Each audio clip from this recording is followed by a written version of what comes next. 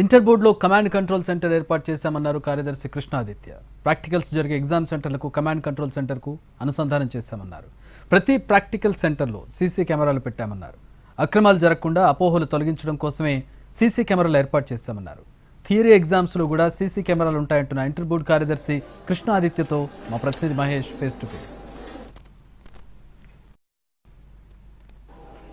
Inter practical పరీక్షలు జరుగుతున్నాయి. అయితే ఈ ప్రాక్టికల్ పరీక్షలను నేరుగా పర్యవేక్షించేందుకు ఇంటర్మీడియట్ బోర్డులో ఒక కమాండ్ కంట్రోల్ సెంటర్ను ఇంటర్మీడియట్ అధికారులు ఏర్పాటు చేశారు. ఇక్కడ ఏవైతే ప్రాక్టికల్ సెంటర్స్ ఉన్నాయో ప్రాక్టికల్ సెంటర్స్లో జరుగుతున్నటువంటి పరిస్థితులు కావచ్చు, అక్కడ ఉన్నటువంటి ఏర్పాట్లు కావచ్చు, విద్యార్థులు ప్రాక్టికల్ పరీక్షలు అటెండ్ అవుతున్నటువంటి విషయాలను నేరుగా పర్యవేక్షించే విధంగా ఇక్కడ కమాండ్ కంట్రోల్ సెంటర్లో కెమెరాలను ఏర్పాటు చేయడం జరిగింది. ఏదైతే ఫస్ట్ స్పెల్లో దాదాపుగా 1800కు పైగా ప్రాక్టికల్ సెంటర్స్ ఉండగా 90% పైగా ప్రాక్టికల్ సెంటర్లో సీసీ కెమెరాలను అమర్చడం జరిగిందని చెప్పేసి ఇంటర్ బోర్డు సెక్రటరీ చెప్పారు.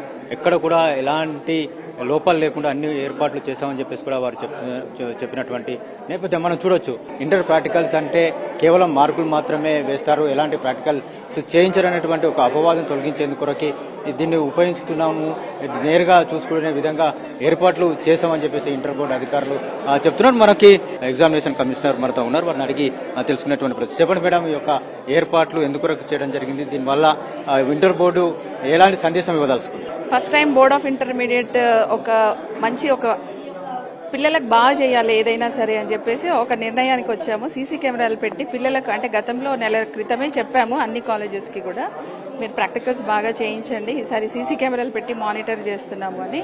ఆ రకంగానే అన్ని కాలేజీలు పెట్టుకున్నారు, పిల్లలకు ప్రాక్టికల్స్ కూడా చేయించారు.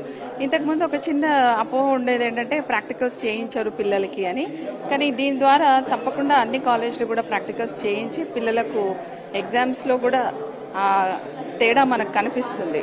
అంటే పిల్లలు చాలా బాగా ఇప్పుడు చూస్తుంటే విజువల్స్ చూస్తున్నాము. గత ఏడాది కూడా కంట్రోల్ ఆఫ్ ఎగ్జామినేషన్ గా ఉన్నారు, ఈ ఏడాది కూడా కంట్రోల్ ఆఫ్ ఎగ్జామ్స్ ఎలాంటి మార్పు వచ్చిందని చెప్పేసి అదే నేను ఆ మార్పు అనేది నాకు కనిపిస్తుంది. అంటే అప్పట్లో మాకు ఈ విజువల్స్ ఉండేది కాదు, ఎవరు ఫోన్ చేసినా మాకు అది మళ్ళీ మేము నిర్ధారించుకోవడానికి కొంత సమయం పట్టేది.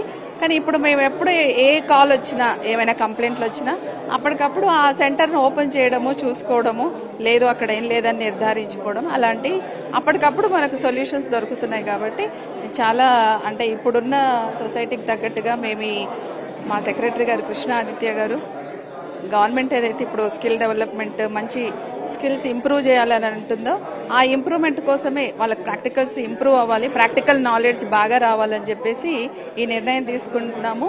So I think it is improving and it's theory exams కూడా ఇదే విధానాన్ని కొనసాగిస్తారు. ఏ విధంగా ఉండబోతున్నాయి సీసీ కెమెరా? కరెక్ట్.